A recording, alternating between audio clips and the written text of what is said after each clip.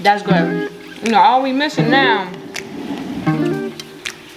big old glass of Kool-Aid. We are back. Eats by ShanJor. We took a long hiatus, but we're back to make some catfish fried in cornmeal.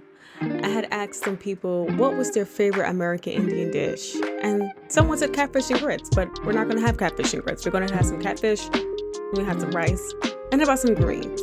All right, so let's go get into some fun facts about catfish. The ancients believed they were sensitive to thunder and were able to predict earthquakes. Some American Indian tribes also associate the catfish sometimes with bad luck, but others actually use catfish as a way to name their clans, right? Down in South America, though, they associated the catfish with either witchcraft or some type of mystical sea monster that used to come out the water. And let's not forget how catfish has been credited to actually attacking people in the water. So something to think about. But with all that being said, we're going to get right into our recipe for our fried catfish in cornmeal. As we know, here in the Americas, corn is a very, very prestige crop that we grow here. And what other thing could you actually fry your fish in and it's going to taste so good? So check out my recipe and let's see if you can try it at home. But before I begin anything, I love to set the mood with my 165 home candles, and this is a Saddlewood Sweet, and baby, it is amazing. Make sure y'all support them on IG and protect yourself and protect your lineage. You know how we do. So I have my catfish here, and we're gonna go ahead and season that bad boy up. And we also are gonna make sure that we do our, let's not forget, with our bag, with our cornmeal. Our cornmeal in here. We're gonna put the fish in there, tumble it up. So we're gonna go ahead and fry. It's very simple, very easy, but let's go ahead and work it out. I'm just gonna pour a great bit. I already had.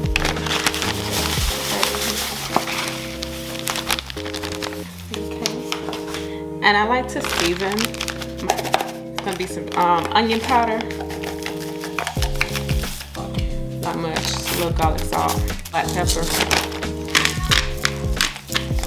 that in there. Garlic powder.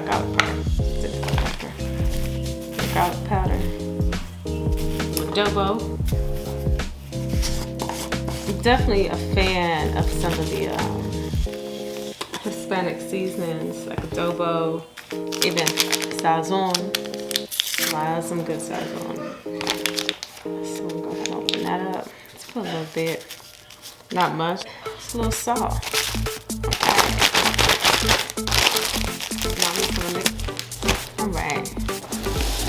So let's bring this back into view. Put a little more salt.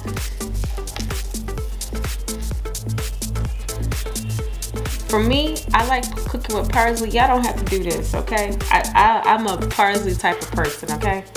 So, I'm put parsley on stuff, all right? Okay, my stuff, okay? All right. Go ahead and just rub that in.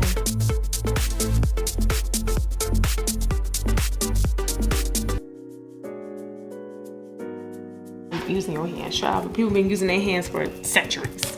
Okay, ain't never had no salmonella. Only time you get salmonella is when you go out there and you dealing with them restaurants that claim they're doing sanitary stuff, but then you always coming out with some type of salmonella or food poisoning. Funny how that works. Ain't never had food poisoning did it in my own mama kitchen. I'll tell you that. So fish is ready. So we're gonna go ahead. We're gonna put it in the cornmeal. I got cornmeal here.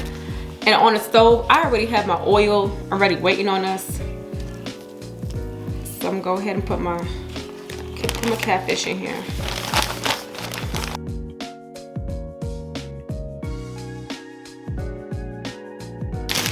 Nice coat on this thing. Okay. This is how your fish should look when you take it out. Nicely covered. You see that? It's covered. All right. So we're gonna go ahead and add that to the fire. Let's go on.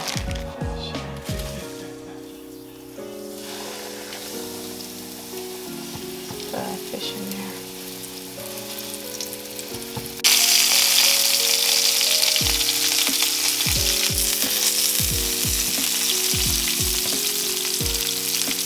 All right, so while that's cooking, we got to get our plate ready because we got to drain some of that excess oil, right? So I'm just gonna lay it like that. Just paper towels.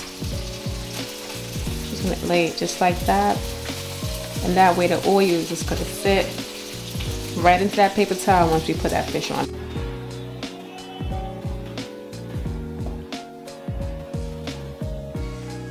You know, one of the first places I went to when I traveled to the South was down to Orangeburg, South Carolina. Yeah. I went to Orangeburg, South Carolina. That's where my God family was from. And I definitely learned a lot from them about Southern cooking. My God family was a Hayes family, as well as my family coming down from the Low Country as well, the Carolina region as well. They were coming from Berkeley County. A lot of them came through what we call now and know as the Great Migration. So the fusion together of cultures, it happens. And it actually gives us a great appreciation for our heritage. Some greens here. I made these greens before, so these are greens with some smoked neck bones and yellow rice. And I'm gonna go ahead and enjoy my dinner. You gotta have your hot sauce, right? Yeah, baby.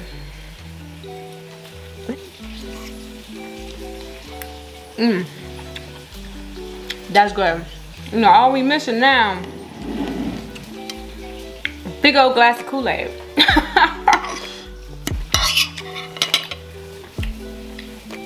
That's good.